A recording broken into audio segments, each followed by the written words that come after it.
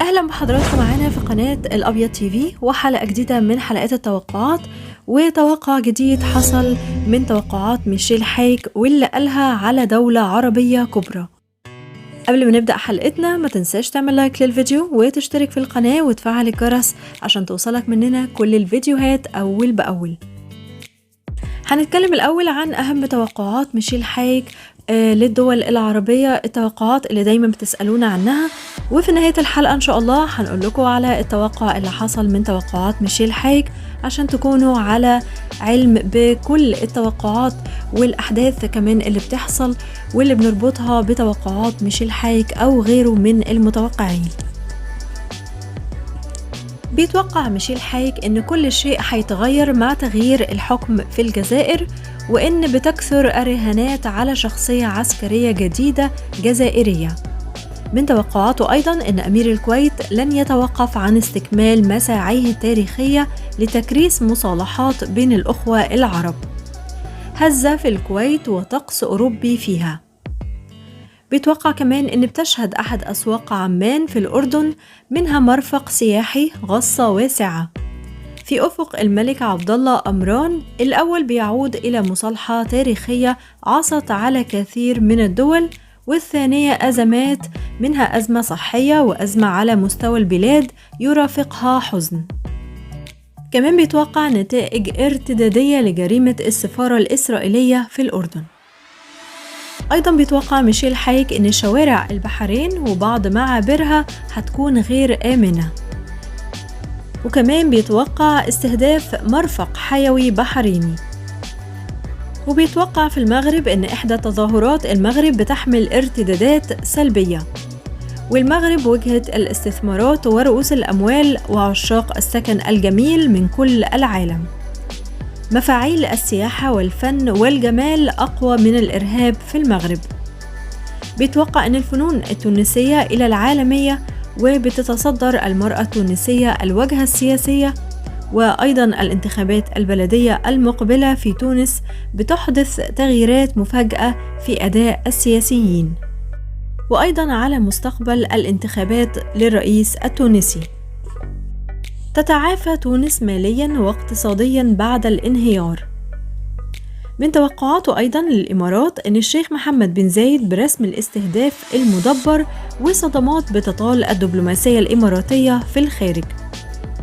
حوادث مؤذية بانتظار بعض أفراد العائلة الحاكمة في الإمارات.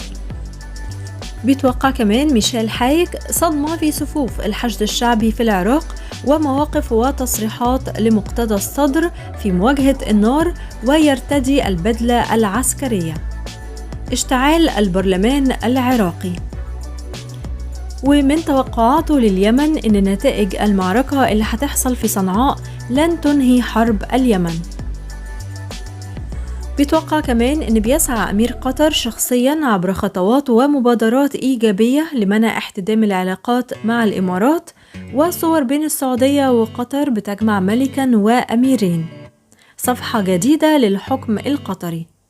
الطائرات بتحلق فوق قطر وتكثر قصة أردوغان الغريبة والخيالية داخل القصر وخارجه.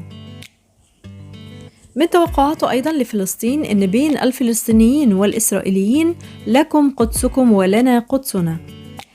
انتقال الشؤم إلى الرؤساء بايدن ومحمود عباس، وبتنقلب الأدوار في قضية بتعنى بالمسجد الأقصى، والعرب لن يتراجعوا أبدا. محاولة جديدة لجعل إسماعيل هنية بلا صوت. تحركات تجعل الآخرون يحسبون حساب كبير. عهد جديد من التحديات لعهد التميمي داخل السجن وخارجه، وإطلالتها بتحرك الشارع في الوقت القريب. من توقعاته أيضا لسوريا إن بعض خصوم سوريا هيشاركوا في إعمارها، واحتمالات كبيرة في فلك ماهر الأسد، ولن يبقى الجولان جغرافيا جامدة. ستفيق سوريا على خبر مرتبط بالدبلوماسية العالمية لم تسمع به منذ سنين. ارتفاع العقارات السورية وإدلب أرض الدماء والدموع. الممثل السوري جمال سليمان بدور غير تمثيلي. من توقعاته لمصر بيتوقع أن الرئيس السيسي هيكون على فوهة بركان وحيطة وحذر وخطر في شرم الشيخ وسيناء. حقد الإرهاب على الأقطاب. الأمين العام لجامعة الدول العربية في ورطة، والرياضة المصرية رائدة في العالم العربي وتحصد جوائز عالمية. أما التوقع الخطير اللي قاله ميشيل حايك وخاص بأكبر دولة عربية وإسلامية واللي حصل بالفعل من يومين فكان كالتالي.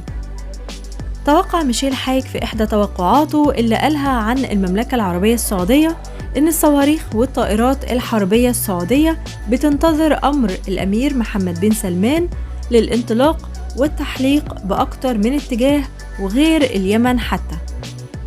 الصواريخ والطائرات الحربية السعودية بتنتظر أمر الأمير محمد بن سلمان للانطلاق والتحليق بأكتر من اتجاه وغير اليمن حتى.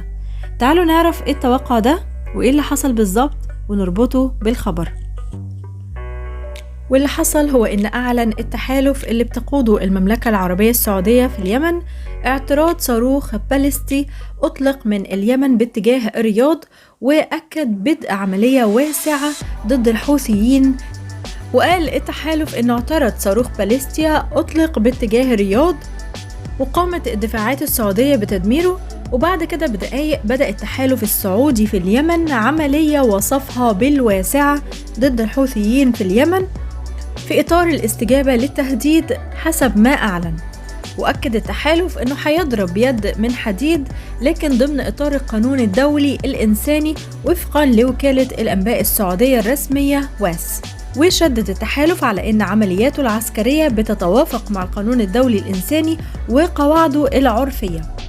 لكن على المقابل قال نائب وزير الخارجية في حكومة صنعاء حسين العزي: غضبنا مكلف للغاية وقد يشعل نارا لا تنطفئ ودوامة لا تبقي ولا تذر.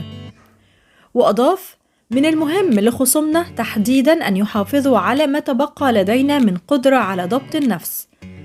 وكان عضو المكتب السياسي في حركة أنصار الله علي القحوم وصف الصمت الدولي حيال اللي بيسميه هو مجازر التحالف بالمعيب، وأشار إلى أنه على النظام السعودي أن يستعد لعملية الرد على مجازره بحق الشعب اليمني.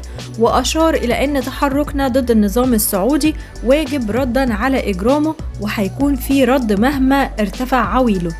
ده كلام القحوم اللي هو عضو مكتب السياسي في حركة أنصار الله بعد ما حصل الحملة الواسعة من المملكة العربية السعودية ضد الحوثيين. وده طبعا ردا على ما قام به الحوثيين من إطلاق صاروخ باليستيا اللي أطلق من اليمن باتجاه الرياض.